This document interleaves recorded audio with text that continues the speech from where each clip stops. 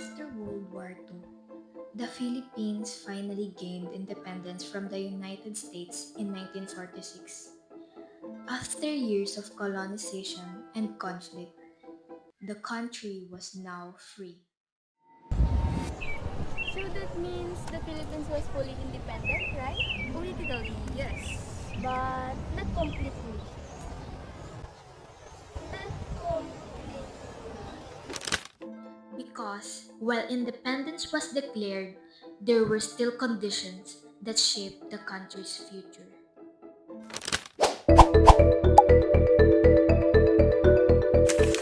The Philippines gained official political independence from the United States on July 4, 1946.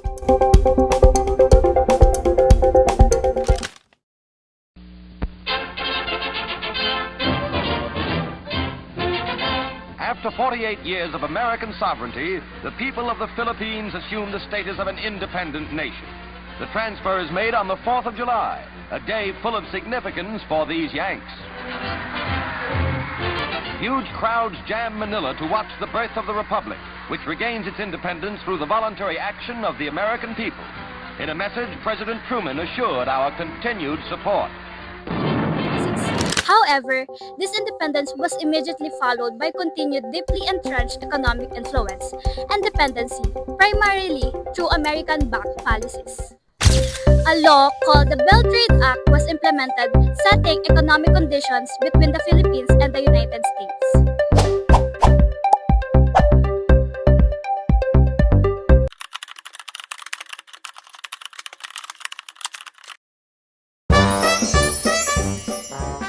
And here's where things get interesting. Have you heard of the Parity Rights Amendment?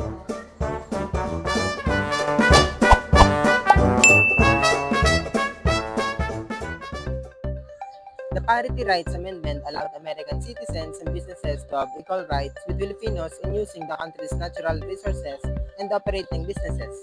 This meant they could access land, minerals, and other resources just like the Filipino citizens.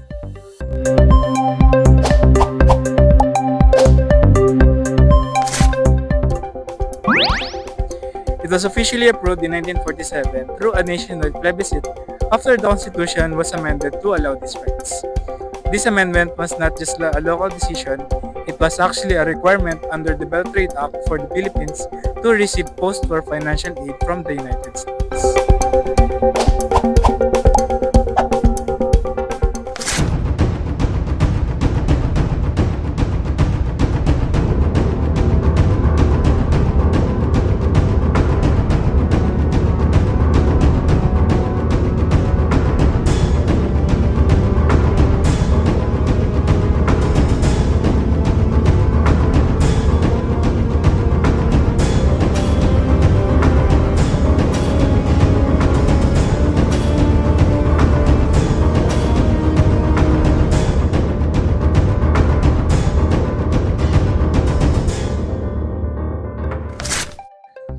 At that time, the Philippines was heavily damaged after the war and needed financial support.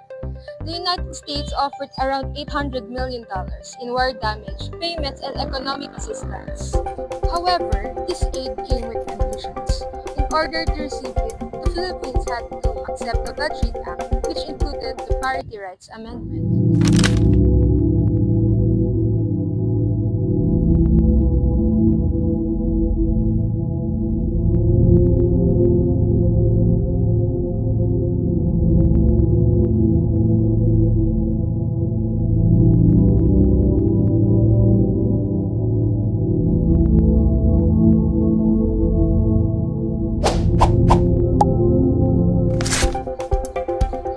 On the positive side, it helped the Philippines recover economically. It brought in investments and supports after the war. On the negative side, it allowed continued foreign influence in the economy. It limited full control over the country's own resources. Many Filipinos oppose it because they believe it weakened the country's sovereignty and economic independence. May isang taong nagsabi na si Roxas raw ay taksil sa bayan. At sapagkat siya ay sumasang-ayon sa parity, ay pinagbibili ang ating bayan sa mga Amerikano? Ang aking sagot ay ito. Noong 4 ng Hulyo ng taon nakaraan, sa harap ng may kapal at sa harap ng aking bayan, ay ako'y sumumpa na sa kabuhayan at kamatayan, ipagtatanggol ko hindi lamang ang puri at dangal ng ating lahi, kundi ang kaligayahan, ang kasarinlan at ang kabutihan ng buong bayang Pilipino.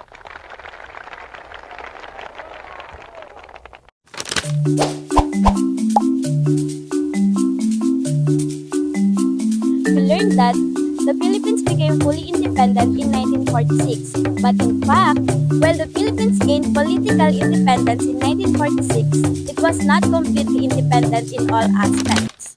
Policies like the Parity Rights Amendment allowed continued American economic influence, showing that independence was limited, especially in terms of control over resources and the economy.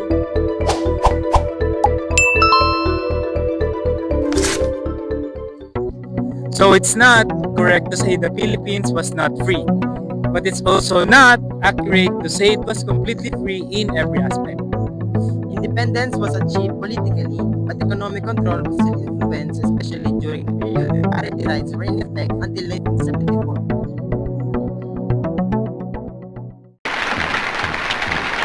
I am authorized and directed by the President of the United States to proclaim the independence of the Philippines as a separate and self-governing nation.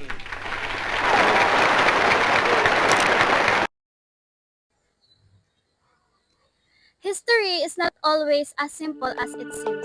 Sometimes, what we believe to be fully true is only part of the story. I am Leah Jade V. Alves. I am Sherwin Buen. I'm Crisalin L. Cortigera. And I am Eliza Nicole M. Fernandez. I am Aliyah Princess A. Oliva. And I am Justin Carlsir Henshaw. Understanding history means looking beyond the surface, because the truth is often more complex than what we expect.